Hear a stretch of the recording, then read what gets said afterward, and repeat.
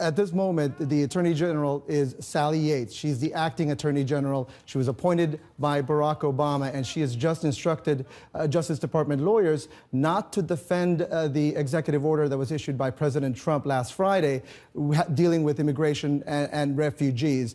She has just told her lawyers, essentially, that this is a law, an executive order that she doesn't believe is legally defensible by the Justice Department. Now, this has the effect of basically grounding this executive order, at least for the next few days that Sally Yates is in office as the acting Attorney General. As you know, Jeff Sessions is the nominee by President Trump, and he's awaiting confirmation by the Senate. I'll read you a part of an order she issued to her lawyers today, which says, "My responsibility is to ensure that the position of the Justice Department is not only legally defensible, but it is informed by our best view of what the law is after consideration of all the facts.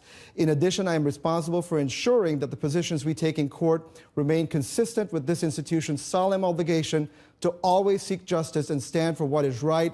At present, I am not convinced that the defense of the executive order is consistent with these responsibilities, nor am I convinced that the executive order is lawful." Wolf, this is a big deal for the Attorney General, the acting Attorney General, Sally Yates, to make this instruction to the Justice Department lawyers who really are responsible for defending executive orders that are issued by the president. Obviously, she's only Attorney General until Jeff Sessions comes in and takes office, but this will have an effect even beyond after she leaves office. It is pretty extraordinary. There are 5 legal challenges that have now are before the courts in Virginia, New York, Massachusetts, Washington State, and California. And here you have the acting Attorney General of the United States saying, you know what, we're not going to challenge those. We're not going to defend those challenges right now because we don't believe that this executive order, that the substance of this executive order is lawful. We don't know what the reaction of this White House is. If you have an Attorney General who says